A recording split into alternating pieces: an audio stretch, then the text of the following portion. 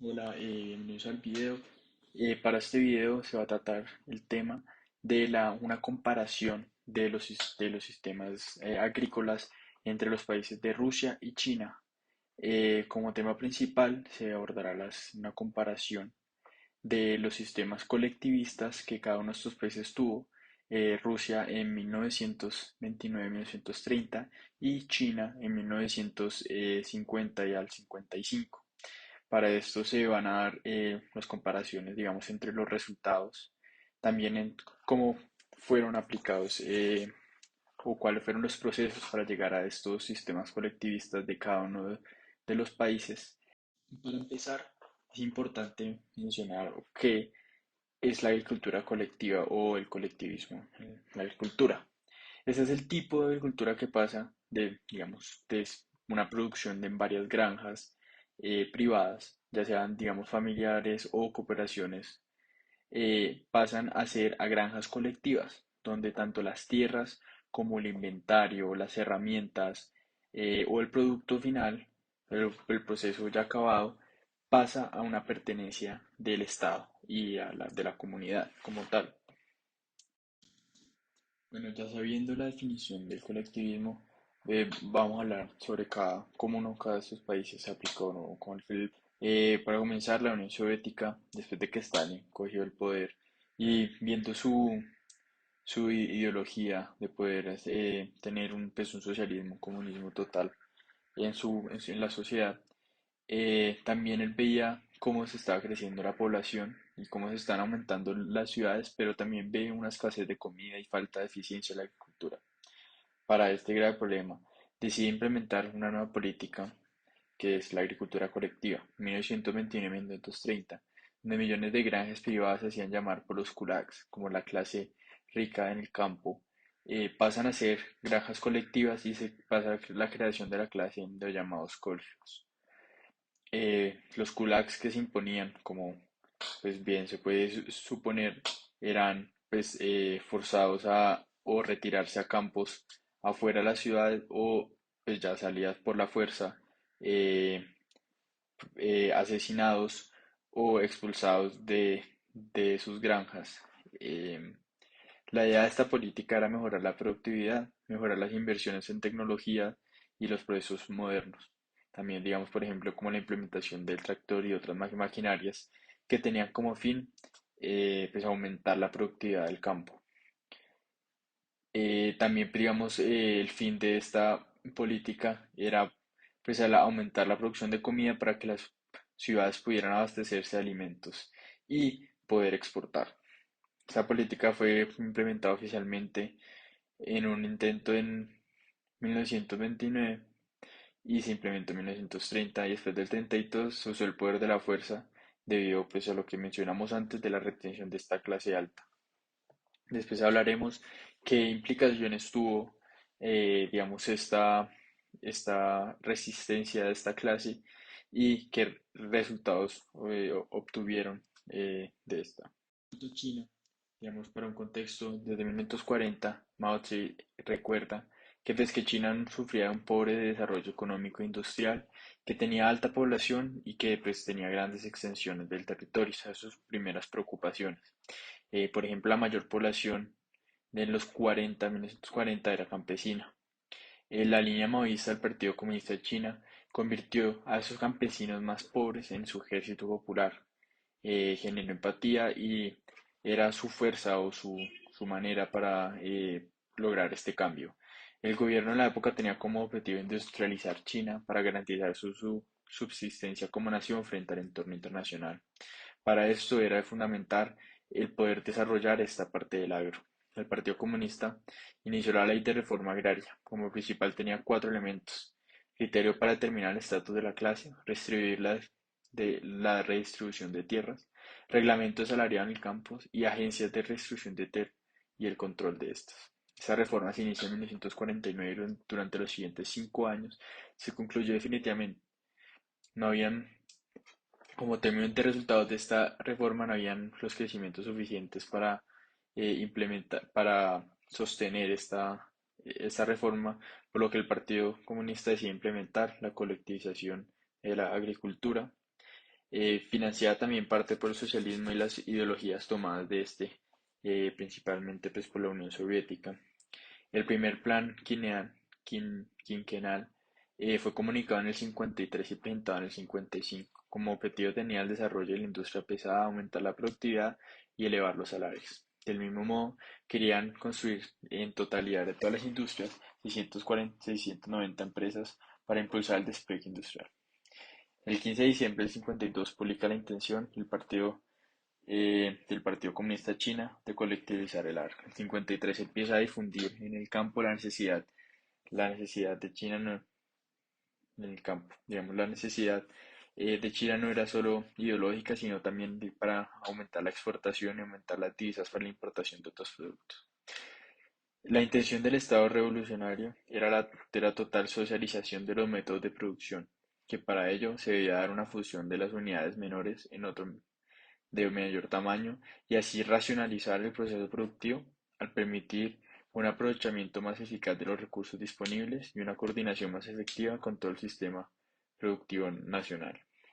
Se introdujo en fases: grupos temporales de ayuda mutua, grupos permanentes y las cooperativas de producción, y la fase final, que era la cooperativa totalmente socialista. En esta última no se retribuía la propiedad privada, sino el trabajo y los medios de producción ya pasaban a ser productos, también como el producto final. Para el 56, el 96% de las familias estaban ya incorporadas en estos nuevos medios de producción. También es importante decir que el carisma que tuvo Mao sobre para poder influenciar esta rápida eh, transición era un factor muy importante y en especial sobre esta clase campesina pobre. Bueno, para comenzar, encontramos una primera similitud que es cómo fue el resultado para implementar este sistema colectivista, que fue la generación de la presión competitiva entre los comités territoriales de los partidos.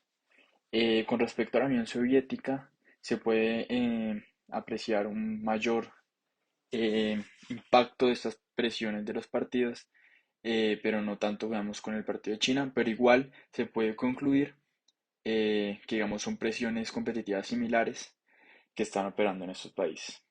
Esto ayuda a explicar por qué la colectivización se extiende tan rápidamente a las provincias y áreas que apenas, digamos, una semana antes de aplicar esta política, no se consideraban preparadas para el cambio.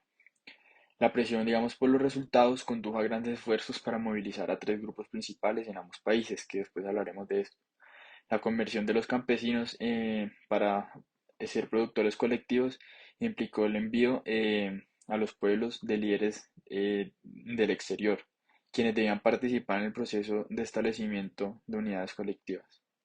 En ambos países se hicieron esfuerzos para activar a los líderes a nivel de aldea y convertirlos en partidarios organizados de la colectivización. Y ambos países se esforzaron por movilizar el apoyo confiable y firme entre campesinos pobres para las nuevas instituciones y también, digamos, manipular al otro grupo de campesinado que eran los campesinos medios, para que estos ingresaran al colectivo de productores. En conclusión, que estos partidos y los liderazgos que se fueron claves para, para institucionalizar el proceso de colectivizar. Otra similitud que tuvieron estos dos países, tanto la Unión Soviética como China, fue que cada uno se dio como en tres etapas para aplicar esta política. Eh, por medio de la Unión Soviética se dividía de acuerdo a la tierra que era socializada. Tenían en principal el TOST, el Artel y el Community, como dice el autor del artículo. Eh, Digamos, en el TOS la mayor parte del ganado y los animales se reenviaron a manos privadas, mientras que la maquinaria agrícola y los miembros se colectivizaron. En términos de los comunes, se socializaron todos los medios de producción.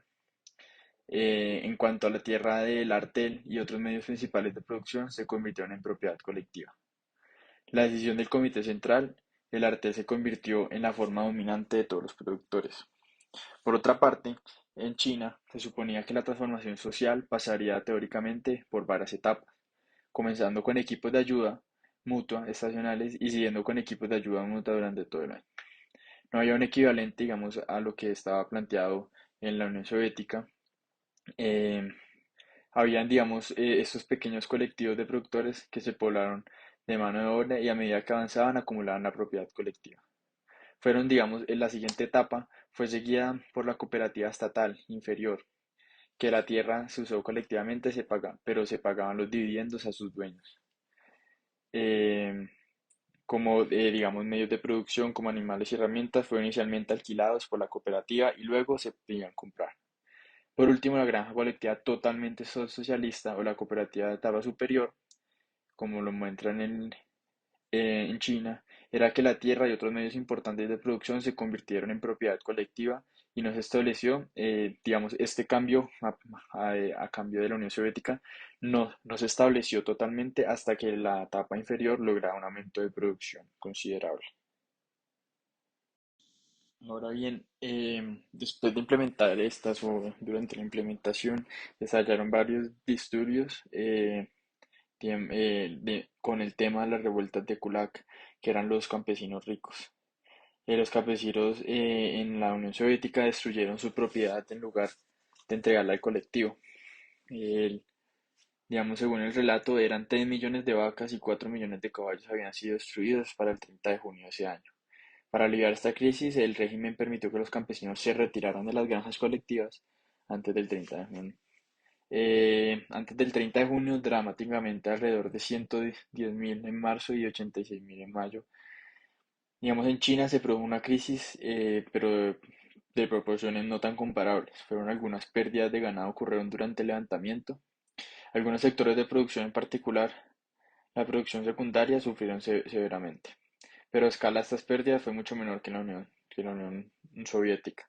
Algunos colectivos chinos colapsaron después del levantamiento y en último de 1956 y particularmente en la primera mitad del 57, varios disidentes de miles de familias campesinas abandonaron estas granjas colectivas. Bueno, ya por último, la última comparación es que en la Unión Soviética la coerción jugó un papel mucho más central que en China. La colectivización de estos campesinos en la Unión Soviética se logró en muchos casos amenazando a los campesinos o tratándolos como enemigos de clase. Por ejemplo, confiscando todas las propiedades usando violencia física o privándolos de los derechos civiles, mandándolos afuera en campos o asesinándolos. Eh, en China, por otro lado, estos campesinos están organizados o en la agricultura colectivista, su mayor parte, pero sin estar expuestos a tal trato. De igual forma, digamos, este cambio no fue voluntariado, digamos, el sentido que los campesinos no podían elegir libremente si unirse o no, pero el método no era tan explícitamente coercivo como el de la Unión Soviética. La coerción en China tendía a ser más indirecta y consistía, digamos, en críticas públicas o a amenazas no tan evidentes. Estas formas de presión fueron acompañadas por la persuasión, digamos las promesas de ganancias y exactamente la manipulación de los intereses de los grupos de campesinos. Como mencionamos anteriormente, esta fue clave que cada país formara líderes entre estas agrupaciones campesinas para poder persuadir a este método colectivista en la agricultura.